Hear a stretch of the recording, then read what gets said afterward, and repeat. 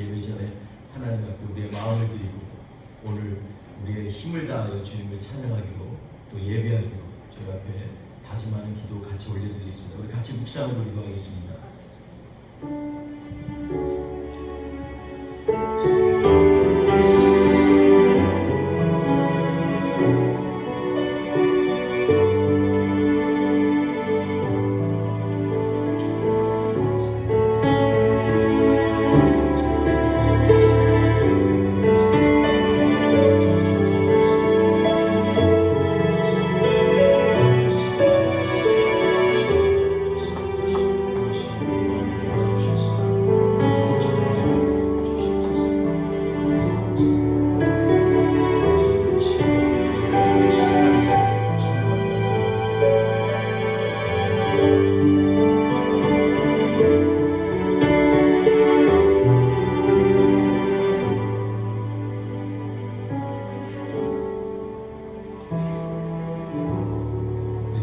일어나셔서 서로 문안 인사하면서 하나님께서 우리를 축복의 통로로 사용하십니다 고백하며 주님 앞에 찬양 올리겠습니다.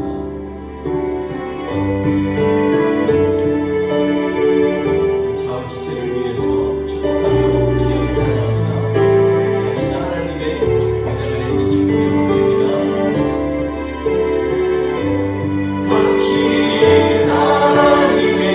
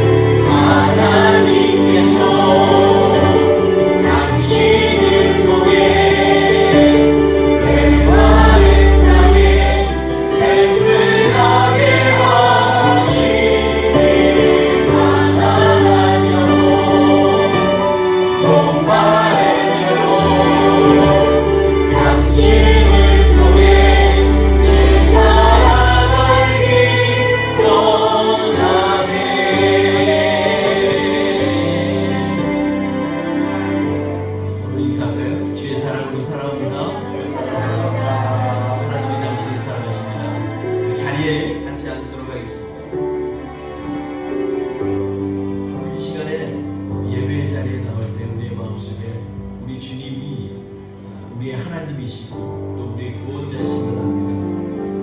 그렇기 때문에 우리가 이러한 고백으로 주님 앞에 나아가야 되지만 주님보다 이 세상에 더 귀한 것은 없습니다. 왜냐하면 그분은 오늘도 살아계시고 우리의 삶의 현장 가운데 역사하시기 때문입니다. 우리 같이 이 찬양을 드리면서 우리의 심령으로 주님 앞에 고백하며 나아가겠습니다.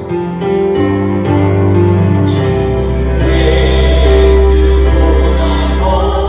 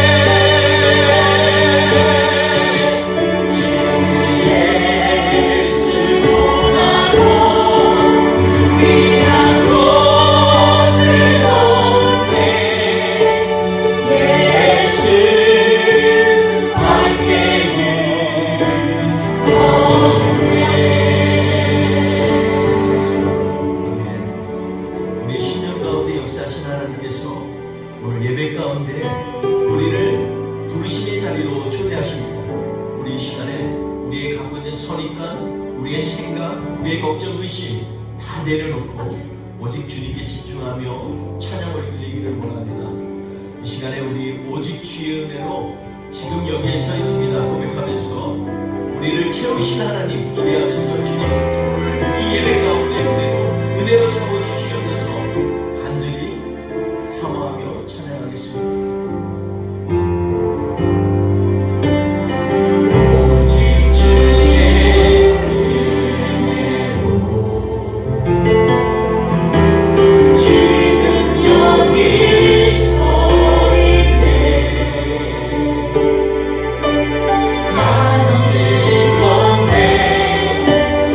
한없는 찬양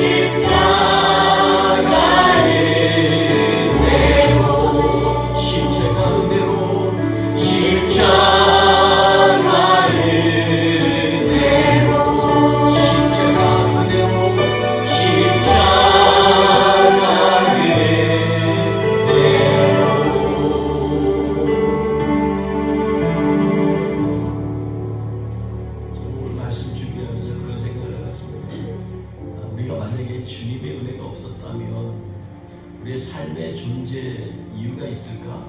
그런 생각을 해봤어요.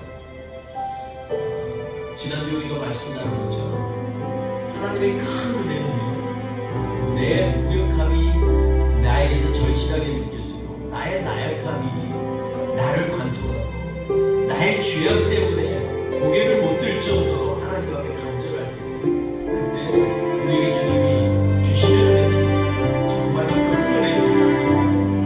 우리의 마음에 모든 것들 내려놓고 주님께서 이 시간에 함께 하시기 원합니다. 그 은혜를 원합니다. 같이 찬양합니다.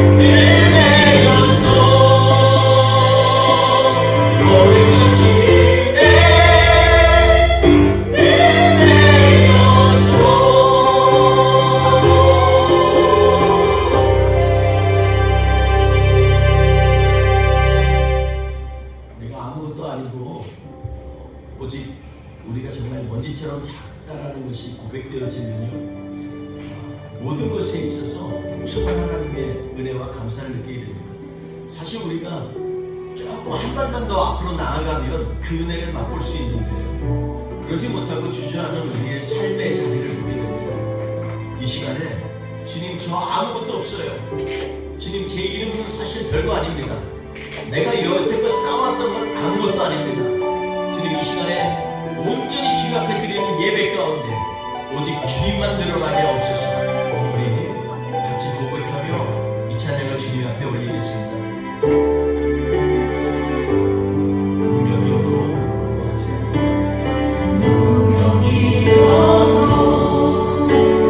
공허하지 않는 것은 예수 안에 만족함이라.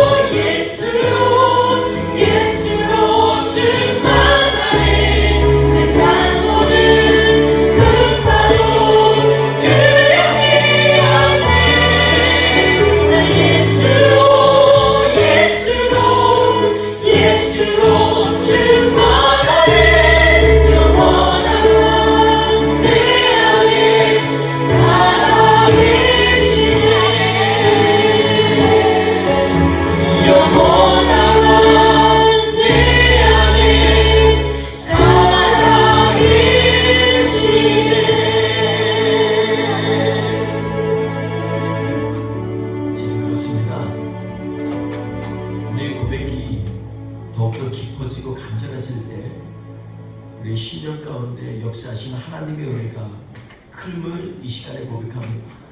주님, 이 지난 한 주 동안도 주님 앞에서 나의 의를 세우고 나의 자랑 가지고 살았던 인생이 있었다면 이 시간에 용서하여 주옵소서. 하나님, 나의 죄를 깨닫지 못하고 겸손하지 못하고 강박한 성격 그대로 살아온 것들이 있다면 주님 용서하여 주옵소서.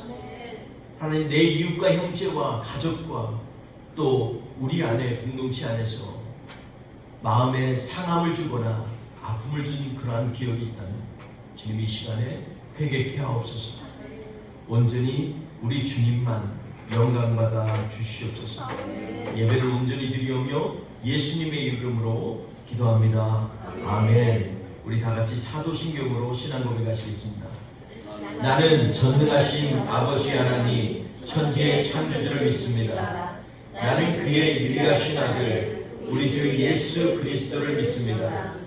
그는 성령으로 잉태되어 동정녀 마리아에게서 나시고 본디오 빌라도에게 고난을 받아 십자가에 못 박혀 죽으시고 장사된 지 사흘 만에 죽은 자 가운데서 다시 살아나셨으며 하늘에 오르시어 전능하신 아버지 하나님 우편에 앉아 계시다가 거기로부터 살아있는 자와 죽은 자를 심판하러 오십니다. 나는 성령을 믿으며 거룩한 공교회와 성도의 교제와 죄를 용서받는 것과 몸의 부활과 영생을 믿습니다. 아멘. 우리 찬송가 307자 하나님 앞에 올려드리겠습니다.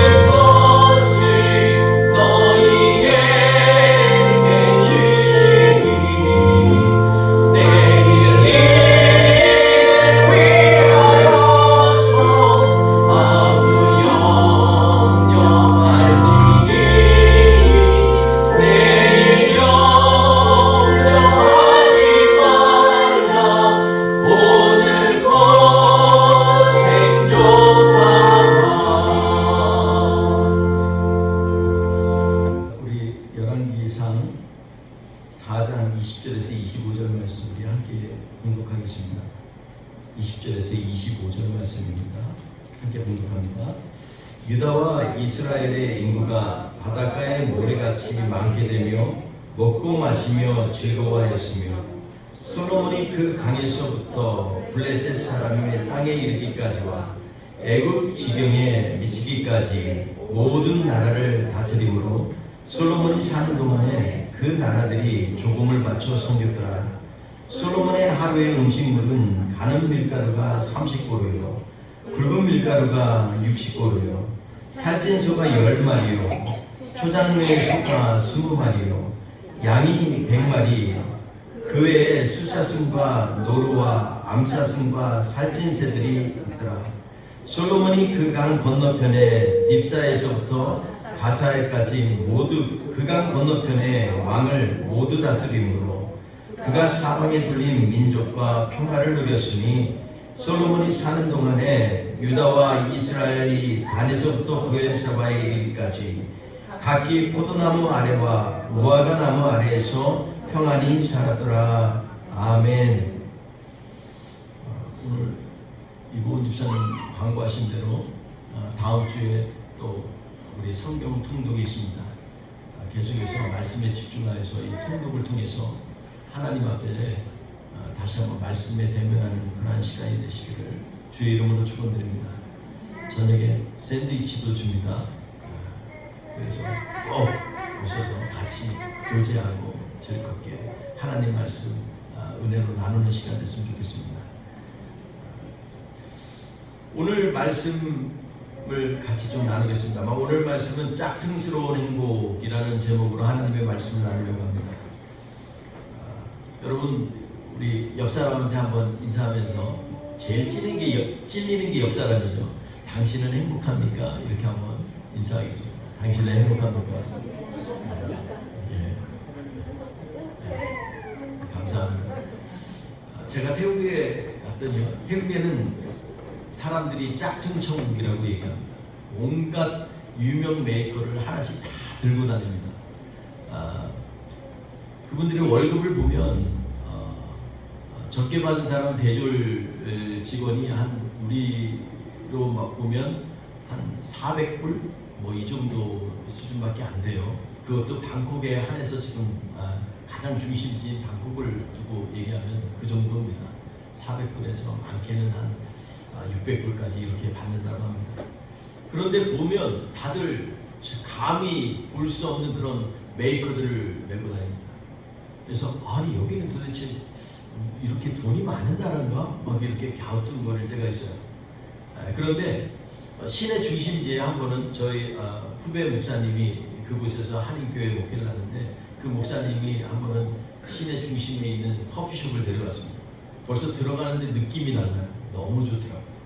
근데 거기를 들어가는데 놀랍게도 그 메고 있었던 또 입고 있었던 그런 옷들을 밖에서는 많이 봤는데 그 안에는 최고 좋은 커피숍 중에 하나인데 그 안에 가니까는 오히려 명품 가방이나 이런 게 없어요. 옷도 그렇지 않고 대신에 가끔 가다가 몇몇씩 한 열이면 한 3명 정도는 명품을 이렇게 지르고 있습니다.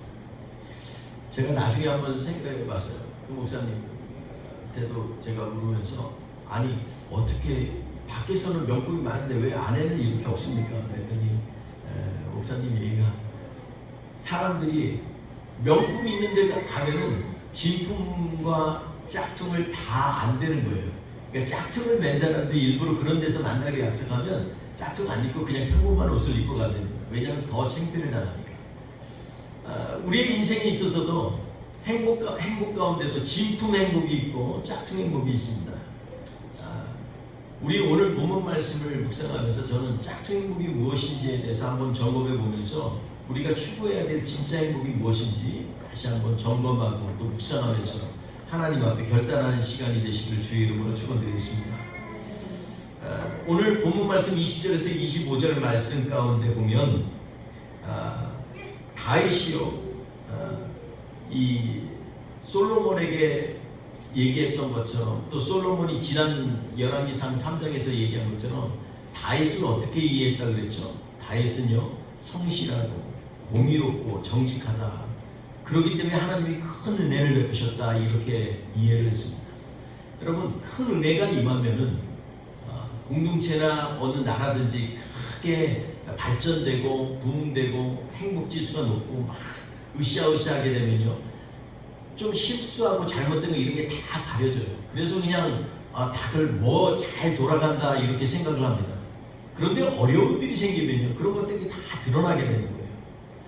오늘 본문 말씀은 사실 솔로몬이 지난 장에 하나님께서 우리에게 주신 그 큰 은혜가 바로 다윗이 하나님 앞에서 성실하고 그리고 정직하고 그리고 하나님 앞에서 공의로웠기 때문에 하나님이 주셨다라고 착각하면서 그는 살았습니다. 근데 우리는 지난 성경을 계속해서 묵상해 보면서 다윗이 얼마나 죄악이 많고 잘못된 일들이 많았는지 그런 것들을 우리는 적나라하게 발견했습니다. 그래서 오늘 말씀 가운데서 다시 한번 우리가 점검해 볼 때 우리가 갖고 있었던 생각, 우리가 보았던 하나님의 말씀이 과연 우리가 바로 이해하고 있는가, 그리고 바로 그 말씀이 내 삶 가운데에서 내 안에 뚜렷하게 족적을 남기고 그리고 그 발자취대로 예수 그리스도의 발자취대로 우리가 살아가고 있는가 한번 점검해 봐야 됩니다. 솔로몬 하면 우리가 잘 아는 것처럼 정말 하나님이 주신 지혜로 나라를 잘 다스린 왕으로 이렇게 이해하고 있습니다. 그러나 반면에요, 솔로몬 하면 오늘 본문 말씀처럼 그렇게 풍요로운 세상 가운데서 사람을 잘 행복하게 만든 사람 같지만 오늘 그 안에 숨겨져 있는 것들을 오늘 열왕기상 저자가 하나하나 조심스럽게 우리에게 슬며시 알려주고 있는 것을 발견하게 됩니다. 지난 장에서 성실하고 공의롭고 정의롭다고 그래서 하나님이 큰 은혜 주셔서 다윗이 형통했다고 생각했던 솔로몬, 그렇기 때문에 그는 자기의 삶 가운데 있어서 항상 정직하고 공의롭고 성실하신 하나님을 찾기 시작했습니다. 그래서 1000번의 제사를 드렸죠. 천번제라고 기록되어 있는 지난 열왕기상 3장에 있는 천번제를 얘기할 때 우리가 가끔 우리가 1000일 동안 우리도 솔로몬 따라서 우리가 하나님 앞에 매일마다 예배드리자 이렇게 작정하는 분들도 있는데 그거 좋은 거예요. 그런데 원래 본문의 말씀을 보면 역대하 2장과 견주어서 살펴보면 지난주에 우리가 봤듯이 그것은요 한 번에 1000번의 제사를 드렸다. 그래서 어떻게 보면 그것이 하루에 드렸을 수도 있고 며칠에 드렸을 수도 있지만 이 얘기는 저자가 하고자 하는 얘기는 솔로몬이 하나님 앞에 예배를 자주 드렸다는 걸 강조하기 위해서 주신 말씀입니다. 솔로몬은 예배를 사모했던 사람이에요. 그런 면에 있어서 참 배울 것도 많습니다. 반면에 솔로몬이 잘못된 생각, 잘못된 하나님의 말씀에 대한 이해 때문에 그는 어그러들여졌죠. 그래서 3장 1절부터 어떻게 했습니까? 바로 왕이 돼서 조금 이제 모든 게 정비되고 그리고 적들을 다 치고 나서 했던 첫 번째 일이 3장 1절에 뭐예요? 애굽 왕의 딸을 자기의 아내로 받아들인 것입니다. 그런데 우리 지난주에 나눈 것처럼 신명기 17장 말씀 가운데 애굽으로 돌아가려고 하지 마라. 애굽의 병거와 마병을 흠모하지 마라. 왕이 되려면 돈 관심 많이 갖지 마라. 그리고 여자 가까이 하지 마라. 이게 신명기 17장에 왕이 될 사람들이 가져야 될 조건들을 얘기하고 있어요. 그럼에도 불구하고 솔로몬의 이 열왕기상 3장을 통해서 보면요, 길거리에 은금이 마치 돌같이 많다고 했어요. 왜 그럴까요? 갑자기 막 돌처럼 솟아올랐을까요? 아니요. 무역을 하고 그리고 주변에 있는 나라부터 조공을 받고 그리고 많은 사람들이 방문하면 방문한 사람들에게 또 기대하고 이래서 예루살렘이 그렇게 풍족하게 금은보화가 많은 거예요. 솔로몬은 하나님이 기뻐하시는 뜻을 잘못 이해했기 때문에 결국 그는 1000명이나 되는 첩 300 플러스 아내까지 해서 1000명이나 되는 그러한 여자들을 거느렸던 사람이 되고 왕으로 하지 않아야 될 마병을 신뢰하고 그리고 군사를 신뢰하는 그러한 사람이 되어버렸고 그리고 그는 은금을 관심이 많아서 수많은 무역을 통해서 많은 이득을 취한 왕으로 성경은 기록되어 있습니다. 여러분, 우리가 생각하는 솔로몬을 이해하는 부분에 있어서 이때부터 좀 뭔가 우리가 성경 저자가 왜 이런 얘기들을 우리에게 얘기하고 있는지를 한 번 더 점검해 봐야만 됩니다. 오늘 말씀 생각하면서 저는 그런 생각을 해봤어요. 요즘에 우리가 이 시대가 솔로몬이 하나님 앞에 하나님의 성도로서 행했던 모든 것들을 우리도 똑같이 행하고 있는 것이 아닌가 하는 생각을 해봤습니다. 교회가 제일 좋아하는 게 뭔지 아세요? 죄송합니다. 저부터 교회지만 늘 고민하는 게, 담임 목사가 고민하는 게 뭐예요? 재정이 어떻게 확보되느냐, 이런 거 굉장히 저는 말은 안 해요. 그런데 그 관심을 가질 수밖에 없어요. 운영하려는 거예요. 제가 우리 성도님들한테 뭐 헌금에 대해서 한 번도 설교를 해본 적이 없어요. 그런데 그렇다고 해서 제가 돈에 관심이 없느냐? 그렇지 않아요. 과정마다 필요한 재정이기 때문에 하나님 앞에 늘 기도할 때마다 하나님 재정적으로도 채워주세요. 또 나도 모르게 때때로는 가끔씩 아차할 정도로 권력에 대한 탐심이 일어날 때가 많습니다. 힘에 대한 탐심이 일어날 때가 많아요. 여러분, 수많은 목사님들, 사역자들이 여자 때문에 쓰러지는 거 아세요? 그게 꼭 목사, 전도사만 그럴까요? 성도 안에서도 그런 일이 정말 허다하게 많이 있습니다. 제가 아는 후배 목사님이 지금 참 목회를 잘해서, 그 목사님이 정말 잘 포옹해서 여기까지 온 목사님이 계세요. 근데 그 목사님 사모님이 불륜을 저질렀어요. 자기가 섬기던 교회 장로님. 그래가지고 눈물을 먹고 텍사스로부터 이 육로로 여행을 하면서 아마 그러면서 아내와 함께 지내면서 덥고 그러면서 지금은 북부에 있는 한 도시에서 아주 건강하게 또 기쁘게 그렇게 목회를 감당합니다. 덥지 않으면 정말로 상처가 남습니다. 근데 솔로몬은요, 그것도 아니고 지금 수많은 문제들 가운데서 그는 하나님의 지혜를 받고, 그리고 열왕기상 3장에 보면 하나님 앞에 구한 것이, 하나님이 그 구한 것이 하나님의 마음에 들어서 그것뿐만 아니라 부귀영화도 내가 너에게 주리라 이렇게 약속하신 장면이 나옵니다. 물론 꿈을 통해서 일어난 일이지만 솔로몬이 주신 거예요. 그리고 솔로몬에게 그러한 축복 가운데서 솔로몬은 그의 평생을 정말 다이나믹하고 뭔가 힘있게, 우리가 말하면 교회로 하면 목회요, 세상으로 하면 정치를 했던 그러한 왕으로 기억되어 있습니다. 여러분, 근데 오늘 말씀 가운데서 그가 하나님 앞에 예배도 많이 드리고, 천번 희생제를 드려서 예배도 많이 드리고, 그리고 오늘 4장, 열왕기상 4장 1절에서 18절까지 보면 조직에 대해서 쫙 나와요. 제사장은 누가 세우고, 행정관은 누구 세우고, 사관은 누가 세우고, 서기관은 누굴 세우고, 장관은 누굴 세우고, 이런 얘기를 쭉 19절까지 나옵니다. 그뿐만입니까? 12조직으로 나누어가지고 지방 조직들을 한 달에 한 지역씩 이 전체 나라에 필요한 곡물들과 먹을 것들을 되도록 그렇게 이 할당을 하고 체계를 아주 잘 잡았어요. 정말 탄탄합니다. 그런데 이 모든 것이 과연 하나님의 나라를 위해서 일을 했을까요? 한번 우리는 스스로 질문해야 됩니다. 어떨 때는 하나님의 나라가 보일 때도 있을 거예요. 예배를 사모했으니까. 다윗에게 배운 게 그거예요. 예배 정말 자주 드려야 된다. 그런데 반면에 그의 인생의 뒤에 이런 흔적들을 우리가 성경을 통해서 쫓아가 보면 그는 정말로 많은 실수를 저지른 왕이기도 합니다. 아마도 대부분 그런 부분들을 종합해 보면 왕실을 튼튼하게 하고 자기의 왕권을 확립하기 위해서 일을 했던 것으로 우리는 이해할 수가 있습니다. 여러분, 오늘 말씀 가운데 보면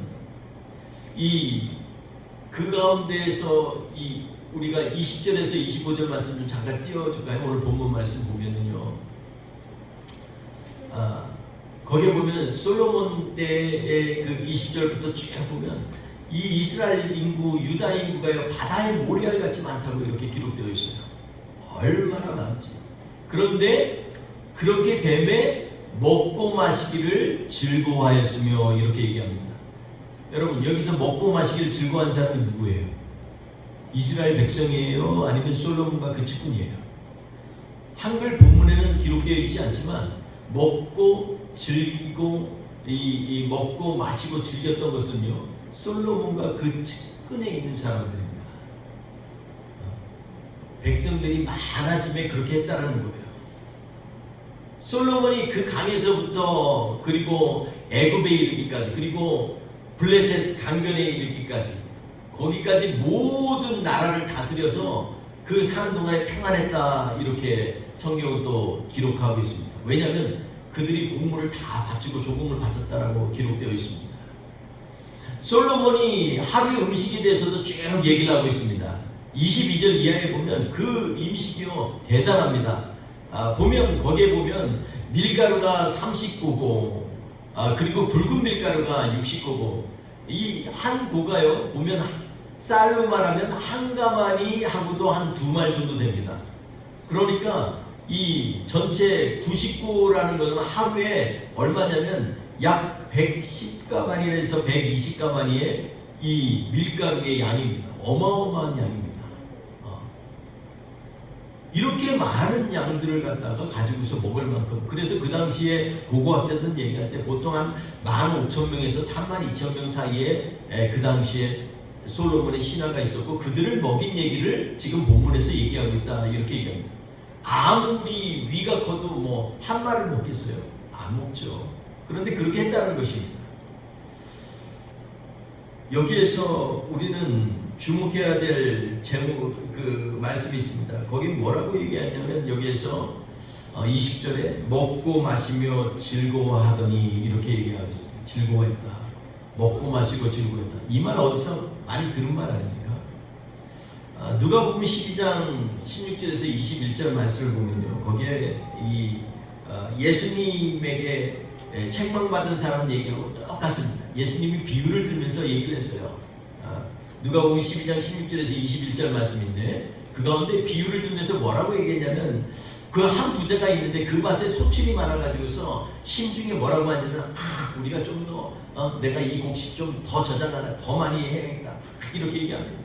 그래서 또 곡간을 짓고 그곳에 더 크게 짓고 그래가지고 곡물을 가득가득 채웠습니다. 그러면서 그 심중에 뭐라 하냐면, 내가 먹고 마시고 즐거워하리라, 이제부터는, 이렇게 얘기합니다. 그때 예수님이 이 비유를 들면서 예수님이 뭐라고 그러냐면, 하나님이 이르시되 이 사람아, 오늘 내가 너의 생명을 걷어가면 이 모든 것이 무슨 소용이 있겠느냐, 이렇게 말씀하십니다. 저는 오늘 성경 열왕기상 4장 말씀을 쓰면서 먹고 마시며 즐거워하였더라, 이 말씀이요 마음에 굉장히 걸려요. 여러분 안 걸립니까? 하나님의 나라를 갈망하는 사람이 먹고 마시고 즐거워하였더라, 이게 솔로몬의 지적으로 나옵니다.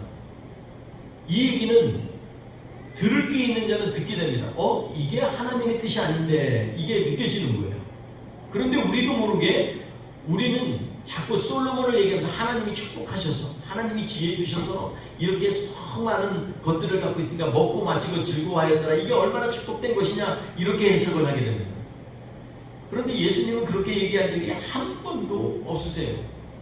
먹고 마시며 즐거워하였더라, 이거는요 하나님의 나라와 관계가 없는 것입니다. 우리의 관심이 이곳에 있다는 거예요. 예수님께서는 이것을 비유적으로 얘기하면서 책망을 하셨습니다. 이 사람아, 오늘 당장에 네가 죽게 되면 이 모든 게 무엇이겠느냐. 여러분이 아무리 계획을 세우고 세이빙을 해놔도 내가 오늘 죽으면 이건 아무것도 아니라는 거예요. 여러분, 이 오늘 말씀 이거를 보면서 솔로몬이 이 잘못했다는 것들을 나중에 가서요, 열왕기상 12장을 보면 간접적으로 알게 됩니다. 뭐라고 얘기하냐면, 열왕기상 12장에 보면 그곳에 르호보암과 여로보암이 얘기가 나와요. 그래서 여로보암이 도망갔다가 이스라엘에 다시 와가지고 이스라엘 장로들과 함께 르호보암, 솔로몬의 아들을 찾아갑니다. 그러면서 뭐라고 하냐면, 제발 왕이시여, 세겜에서 만난 거예요. 예루살렘에서 만난 게 아니라 세겜에서 우리가 왕으로 추대할 테니까 제발 우리로 하여금 무거운 멍에를 좀 매지 않게 해주십시오. 그러면 우리가 기쁘게 섬기겠나이다. 이스라엘 백성들이 볼 때요, 솔로몬이 한 일을 뭐라고 그랬어요? 무거운 멍에라고 그랬어요. 여러분, 백성들이 멍에를 메고 있는데 그 왕이 정말 잘했다고 우리가 얘기할 수 있겠습니까? 백성들은 죽겠다고 막 난리인데 왕은 그걸 가지고서 지금 측근들하고 최고의 것들로 뭐 100마리 소, 10마리, 30마리 자연소 이 뭐 하루에 200~300마리씩 먹어 제끼는데 이게 과연 정말 행복한 유토피아고 행복입니까? 수많은 사람들이 그것 때문에 고통받고 신음받고 있는데, 저는요 이것을 보면서 솔로몬이 하나님 앞에서 정말로 잘못한 것들에 대해서 얘기합니다. 하다못해 그 아들 르호보암도 이렇게 얘기합니다. 야, 우리 아버지의 허리가 내 새끼손가락 같다. 그러니까 나는 더욱더 너희에게 더 무거운 멍에를 매게 할 것이고, 우리 아버지는 너희를 채찍으로 징계하였지만 나는 정갈 채찍으로 너희를 징계하리라. 이렇게 얘기합니다. 아들 르호보암이 얘기할 때도 솔로몬을 어떤 사람으로 봐요? 아주 가혹하고 엄하고 무서운 마음으로 기억되었다는 거예요. 여러분, 그러니까 우리가 솔로몬을 잘 이해해야 됩니다. 그렇다고 솔로몬을 나쁜 놈이라고 얘기하는 게 아니에요. 우리가 성경을 보면서 주의해야 될 것은 이런 이면 가운데 우리가 성경 말씀 내면에 하나님이 주시는 음성에 바로 우리가 응답해야 된다는 것입니다. 때때로는요, 사람의 마음도 마찬가지입니다. 사람을 한 가지로 판결하면 안 돼요. 어떤 사람이 어떤 죄를 졌잖아요. 그러면 그 사람들이 그런 죄도 지는데, 여러분, 사람이 어떻게 한 면만 있습니까? 때때로는 좋은 일도 하고요, 선한 마음도 있고요, 때때로는 좀 잘못하면 실수할 수도 있는 거예요. 그래서 우리 주님은 우리 보러 사람을 판별하지 마라 얘기합니다. 판단하지 말라. 판단은 너에게 속한 것이 아니라는 거예요. 마음은요 그렇게 쉽사리 판단할 만한 것이 아닙니다. 우리의 마음 가운데 어떨 때는요, 기분 좋을 때는요, 모든 걸 다 해주고 싶어요. 저도 아내가 평상시는 너무 예쁩니다. 모든 걸 다 해주고 싶어요. 발가락도 주고 힘들면 마사지. 근데 한번 틀어지잖아요. 왜 그렇게 화가 나는지, 예전에 잘했던 걸 다 뒤집어서 그것까지도 섭섭하게. 저만 그런 줄 알았더니 우리 장로님 권사님도 그러시더라고요. 평상시 그렇게 잘하다 한 번 하면, 우리 주일날 교제하실 때도 따로따로 식사하시고 그럴 때도 있더라고요. 저만 그러겠습니까? 우리 다 그러지 않겠습니까? 여러분, 오늘 그걸 보면서 우리는 솔로몬을 갖다 무조건 추앙하고 하나님이 지혜 주셨으니까 축복받는다, 이러한 공식으로 대입해서는 안 된다는 거예요. 오늘 흐름 가운데서 솔로몬이 외형적인 축복, 그것도 사실 자기가 받은 게 아니에요. 오늘 20절에 보면 바다의 모래같이 그 자손이 유다와 이스라엘이 다 합치면 바다의 모래같이 많았다고 그랬어요. 얼마나 대단합니까? 근데요, 이 말씀 하면은 연결되는 게 우리가 잘 아는 것처럼 아브라함에게 하나님이 축복하실 때 그 얘기 하시잖아요. 창세기 15절. 내가 너희 자손을, 너 자손 없다고 그러지만 내가 네 자손을 갖다가 하늘의 별처럼 바다의 모래같이 셀 수 없게 하리라 하나님이 약속하시잖아요. 그럼에도 불구하고 이것이 마치 자기인 것이냐 이렇게 생각할 때가 많습니다. 오늘 24절에 보면 그들이 이 나라들과 평화였다 얘기합니다. 근데 평화의 조건이 뭐였어요?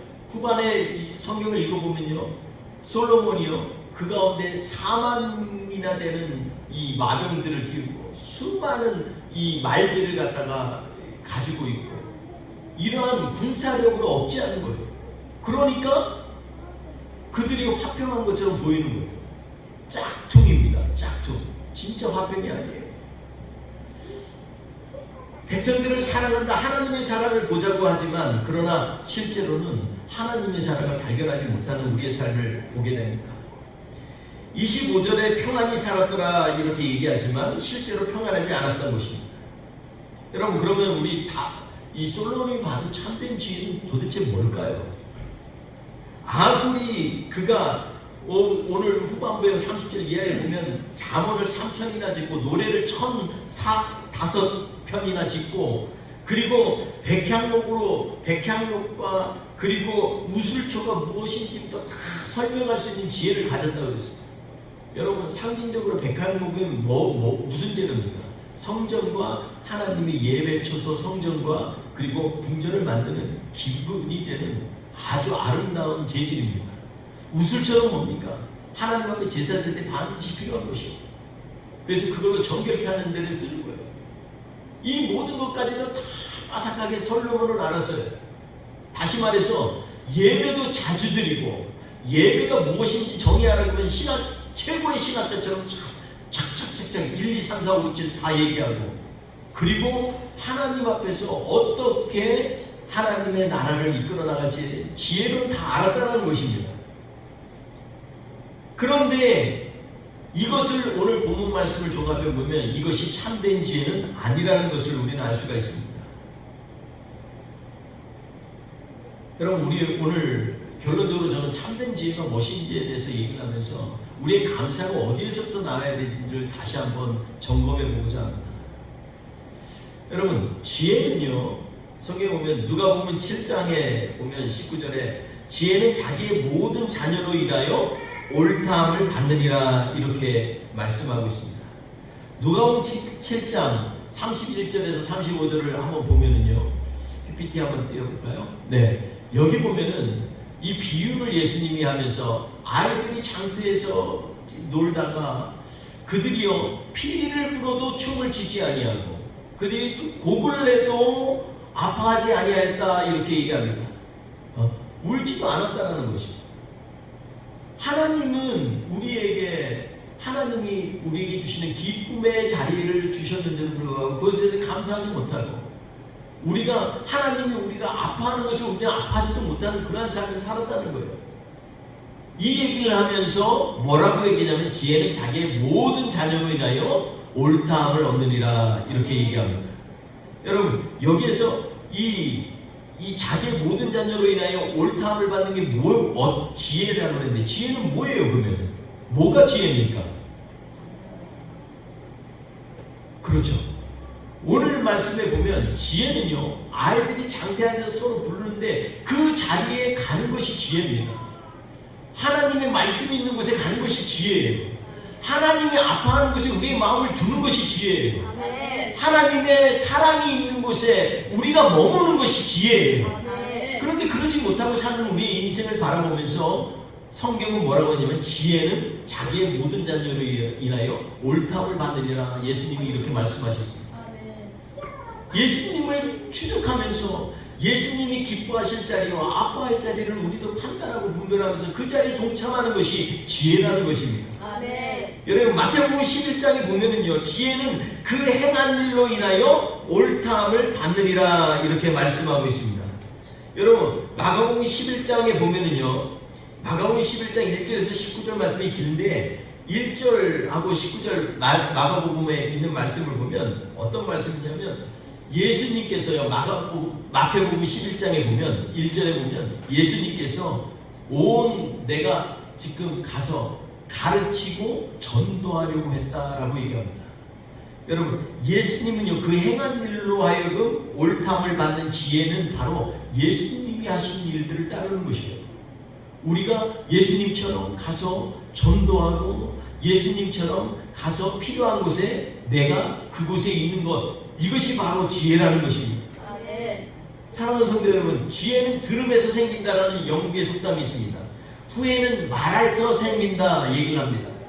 그런데 고린도전서의 이와 비슷한 내용을 얘기하고 있습니다. 고린도전서 1장 22절에서 23절 말씀을 보면 유대인은 표적을 구하고 헬라인은 지혜를 구하는, 지혜를 찾으나 우리는 십자가에 못 박힌 그리스도를 전하니 이렇게 얘기합니다. 그 얘기는 결국 뭐예요? 십자가에 못 박힌 그리스도가 바로 우리에게 있어서는 지혜라는 것입니다. 유대인에게는 이게 꺼리끼는 거예요. 십자가는 꺼리끼는 거예요. 저주받는 거예요. 그리고 헬라인에게는요, 이건 정말 미련한 것입니다. 왜 거기 가서 지혜를 찾아? 왜 그게 현명한 일이야? 이거 죄가 있는 것을 왜 가? 이렇게 얘기를 합니다. 그런데 성경에서 뭐라고 얘기냐면 오직 부르심을 입은 자에게는 이것이 예수님이 하나님의 능력이요 하나님의 지혜니라 이렇게 말씀하고 있습니다. 솔로몬, 다시 한번 솔로몬으로 돌아갈까요? 솔로몬이 원래 하나님이 그에게 다윗에게 그 꿈에 뭐라고 얘기했어요? 솔로몬의 또 다른 이름이 있죠. 여호야다. 그게 뭐예요? 여디디야. 하나님이 사랑하신 분. 솔로몬이란 그릇은요, 사랑이 깃든 그릇이고, 그리고 솔로몬 말처럼 샬롬 평강이 임하는 곳이다 라는 것입니다. 사랑을 받는 곳이고 평강이 임하는 곳이 솔로몬이에요. 그런데 그의 인생에 있어서 그렇게 백성들을 가혹하게 처치하면서 나라를 강건하게 하는 것이 인생의 목적이 된 솔로몬에게 있어서 과연 평강이 있을까요? 그들이 그 백성들을 사랑한다고 얘기할 수 있을까요? 1000명이나 되는 여자를 거느리고 있으면서 그 안에서 얼마나 많은 고민이 있겠어요. 어느 아내랑 말 한마디 하면 수십 명이 달려들어가지고서 왜 나랑은 얘기도 안 하냐. 한번 소풍 한번 가려고 몇 명 데리고 가면 나머지 900여 명이 벌떼처럼 우리는 어떤 사람이냐, 당신에게 나는 누구요, 이렇게 얘기하지 않겠습니까? 얼마나 평안이 있을 수가 없어요. 여러분, 솔로몬에게 있어서 참된 지혜는요, 하나님의 사랑을 찾아가는 거예요. 원래 그 이름처럼 하나님이 주시는 평강을 누리는 것입니다. 평강은 많은 곳에서 오지가 않아요. 평강은요, 우리 지난주에 말씀 나눈 것처럼 어깨에 힘 뺄 때 그때부터 하나님의 큰 은혜가 우리의 삶 가운데 임하는 겁니다. 네. 내가 뭐 좀 하는 것 같죠? 잠깐입니다. 잠깐이에요. 아무리 뭐 명예스러운 자리에 있어도 그건 잠깐입니다. 그 시간 지나면 그냥 흘러가는 거예요. 인생은 그걸로 정의하지 않습니다. 하물며 우리의 만왕의 왕이고 만주의 주이신 우리 하나님께서 마지막 심판 때에서 우리에게 말씀하실 때 우리의 무엇을 보시겠어요? 우리 삶 가운데 우리의 그릇이 과연 어떤 그릇인지를 보지 않으시겠어요? 우리에게 맡기신 사명들, 하나님의 애타는 마음이 있는 곳에 우리가 가봤느냐, 그것 보지 않겠어요? 아멘. 한 영혼이 아파하고 있는데 그거 그냥 매몰차게 지나가고 있을 때 그 아픈 마음, 버림받은 마음, 그 마음을 우리 주님은 기억하신다는 거예요. 아멘. 그 주님이 그러시잖아요. 내가 굶주릴 때 네가 먹이고, 내가 아플 때, 목마를 때 네가 먹이고, 내가 잘 데 없을 때 네가 날 재우지 않니? 주여, 내가 언제 그랬나이까? 네가 지극히 작은 자에게 행한 것이 나에게 행한 것이야. 아멘. 왜 그렇습니까? 지극히 작은 자에게도 하나님의 사랑과 하나님의 복음이 들어가기를 원하는 그곳에 하나님의 메신저로 일을 한다면 그것이 바로 참된 행복이고 그곳에서 참된 감사가 일어나는 것입니다. 우리 뿌리 깊은 교회가 우리가 추구하는 게 뭡니까? 우리 교회도 정말 뿌리 내리려고 무진장 애를 썼어요. 그 중에는 저의 실수도 많이 있었습니다. 그래서 아픔도 많았어요. 정말 귀하고 훌륭한 성도님들 떠나보낸 적도 있어요. 제가 미숙해서 그런 것 같아요. 그리고 또 하나님께서 그럼에도 불구하고 긍휼히 여겨주셔서 우리 교회로 하여금 우리의 사명을 감당하라고 하나님 말씀하십니다. 우리가 골로새서 2장 7절 말씀처럼 우리가 예수 그리스도 안에서 뿌리를 박아. 예수 그리스도 안에서 뿌리를 박아. 사도 바울이요, 간절하게 우리에게 얘기하고 있습니다. 우리의 뿌리가 예수 그리스도에 있냐는 말이죠. 솔로몬이 만약에 하나님의 하나님의 갖고 있는 그 비하인드에 흘러가는 참된 복음의 말씀을 깨달았다면 과연 솔로몬이 그렇게 마지막에 비참하고 처참하게 그의 인생을 마지막에 더럽게 추하게 보냈을까요? 그리고 나라를 분열하게 하는 그런 원흉이 되었을까요? 저는 그렇지 않다고 생각합니다. 여러분, 지난주에 말씀을 안 나눴지만 우리 열왕기상 3장에 있는 말씀 중에서 15절 이하에 있는 한 비유에 대해서 우리는 잘 알고 있습니다. 우리 두 창기에 대한 비유, 우리 어린아이들도 잘 알아요. 한 창기가 아기를 낳았어요. 누구의 창기니까 누구의 애인지도 잘 모를 거예요. 그런데 엄마니까 얼마나 예쁜지 몰라. 3일을 키웠어요. 근데 같이 살고 있는 또 다른 창기가 3일 후에 또 애를 낳았어요. 근데 자고 나서 자다가 어떻게 해가지고 덮쳤는지 애가 깔려가지고 죽었어요. 이 둘째 창기가 갑자기 당황을 했어요. 그래가지고 아마 정신이 없을 거예요. 자기 아들을 죽인 죄책감도 있고 사람들 앞에 뭐라고 얘기하지 아마 그런 생각도 있을 거예요. 그래서 조심스럽게 자고 있는 다른 자기 친구의 살아있는 아기와 자기의 죽은 아기를 바꿔버렸어요. 자다가 일어난 친구 자기는 눈을 떠보니까 옆에 애가 있는데 얘가 죽었어요. 근데 여러분, 엄마는요 본능적으로 자기 애를 알아요. 눈 감고도 알아요. 발만 만져봐도 이게 몇째 애인지를 알아요. 여러분, 근데 3일이나 내가 젖을 먹이고 있었던 애가 아니라는 걸 왜 모르겠어요. 그래서 그것을 갖다가 고소하고, 그리고 재판을 하고, 이 내 아이라니까 전혀 아니다, 이 애는 내 아이다 그러고 너무 뻔뻔하게 그러니까 재판했어요. 그러다 여차저차해서 단계 밟고 가다가 결국은 왕의 앞에까지 가서 송사를 하는 장면이 나옵니다. 우리가 잘 알는 것처럼 거기에 보면 솔로몬이 판결을 하죠. 솔로몬 앞에서 다들 얘기합니다. 첫 번째, 원래 내가 애를 낳아서 3일 동안 키웠는데 이제 자고 일어나니까 애기가 바뀌어져 있었습니다. 저 살아있는 애가 제 애예요. 근데 저 여자가 자기 애라고 웃깁니다. 그러니까 그 여자가 아니라 이 애는 내 애다.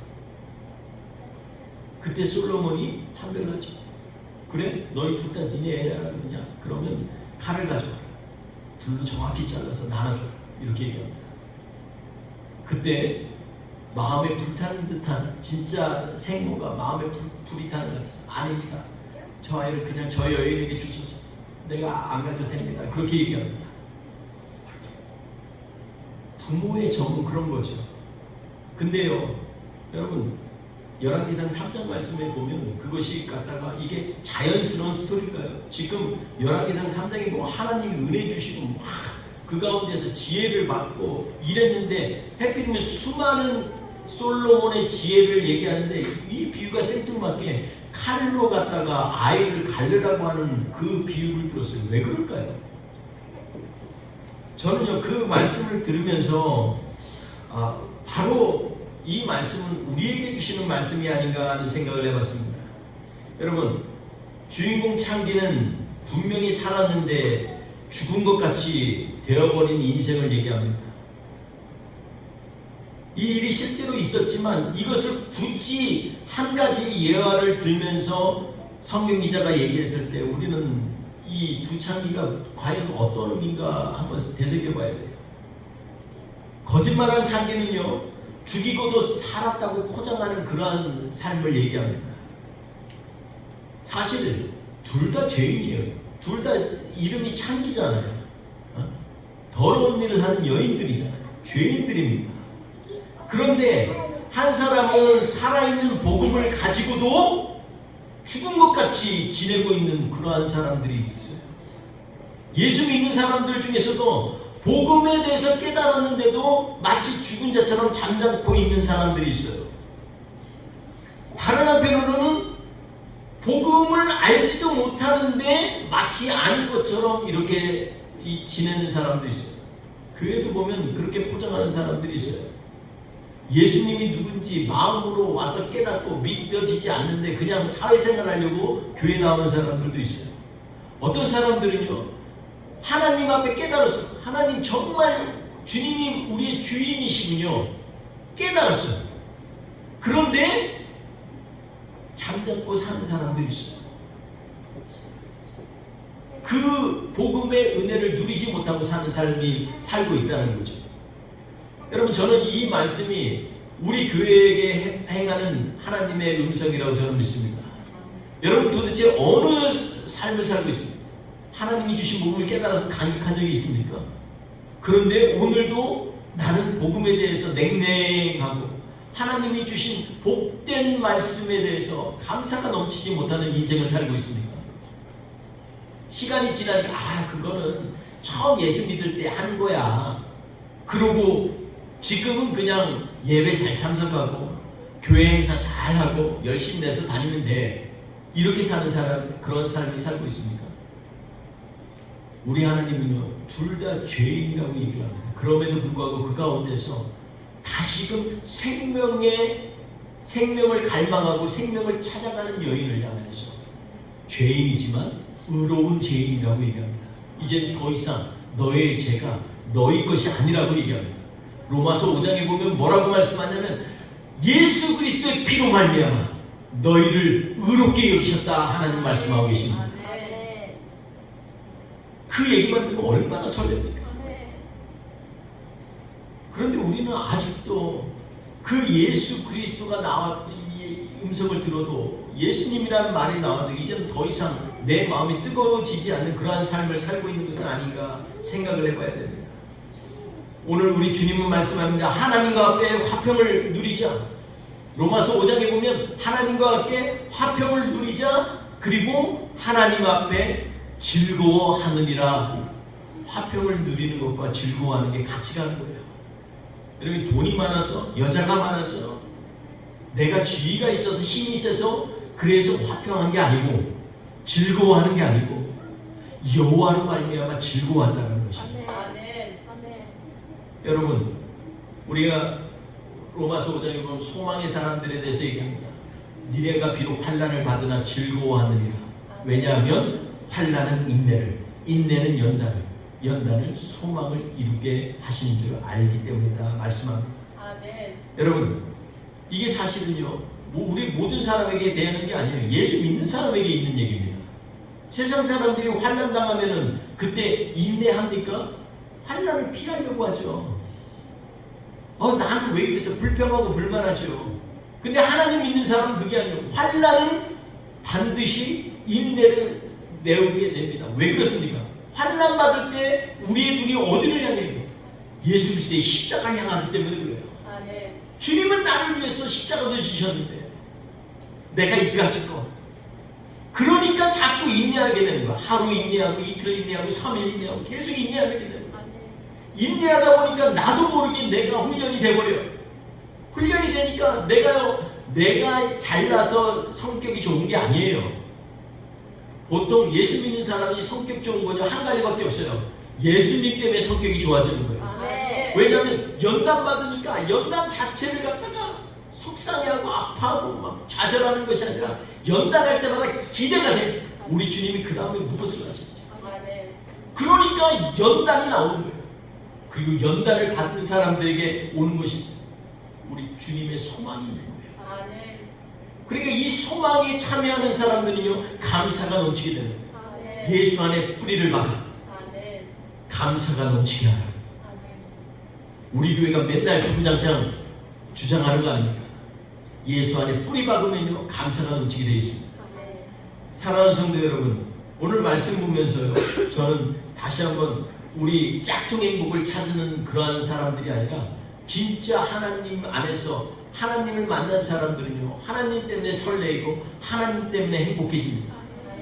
여러분, 하박국 선지자가 얘기한 것처럼 난 여호와로 말미암아 즐거워하리. 난 여호와로 말미암아 즐거워하리. 비록 무화과 나무가 시들고 포도나무가 없어도, 감람나무에 열매가 맺히지 않아도, 논밭에 식물이 없어도 나는 여호와로 말미암아 즐거워하리라. 사랑하는 성도 여러분, 정말 우리가 생각했던 마지막 때가 다 왔습니다. 이때 우리가 다시 한번 생각하면서 우리 교회의 참된 감사는 바로 예수 그리스도와 동행할 때 일어나는 것을 우리의 목표로 삼고 오늘 하루도 승리하며 나가는 저와 우리 되시기를 주의 이름으로 축원드리겠습니다. 기도하겠습니다. 좋으신 하나님 아버지, 감사합니다. 이 시간에 하나님, 참된 행복이 어디에서부터 오는지를 다시 한번 점검해 보기를 원합니다.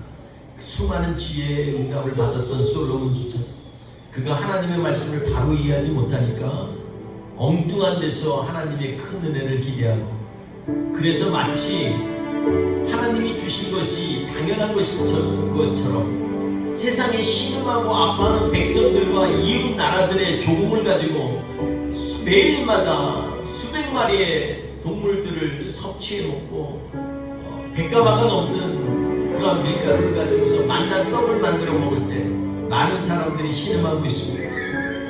하나님 아버지, 우리의 참된 복음은 우리로 하여금 하나님의 사랑의 증거자요 전달자가 되라고 주님 말씀하십니다.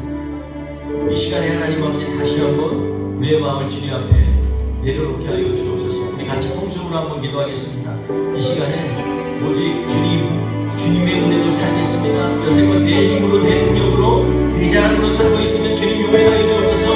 우리 다시 한번 하나님 앞에 간절히 기도하며 나아갑시다. 할렐루야. 하나님 아버지, 주여, 주님, 그렇습니다. 하나님 아버지, 하나님 아버지, 우리에게 베푸신 그 은혜를 생각하며 오직 주님의 은혜로만 살기를 결단하며 나아가기를 원합니다. 하나님 아버지, 내가 잘못 생각한 내 판단으로, 하나님 아버지여, 내 멋대로 주님의 나라, 주님의 교회, 주님의 가정, 주님의 주신 나의 삶의 환경을 판단하고 섣불리 하나님 아버지 잔대를 내어서 오늘 이 시간에 하나님 아버지 다시 한번 주님 앞에 껴있게 하여 주옵소서. 하나님 말씀 가운데 온전히 쓰게 하여 주시옵소서. 주님 오직 주의 은혜로 말미암아서 우리의 삶이 참된 행복에 자리 있게 하여 주시옵소서. 우리 그리스도 안에서 뿌리를 박아서 감사가 넘치게 하는 하나님의 백성이 되게 하여 주시옵소서. 오늘도 주님이 우리를 위하여 역사하실 줄 믿습니다. 우리 한번 고백하며 찬양합시다. 오직 주의 은혜로, 오직 주의 은혜로. 지금 여기 서 있네, 지금 여기 서 있네.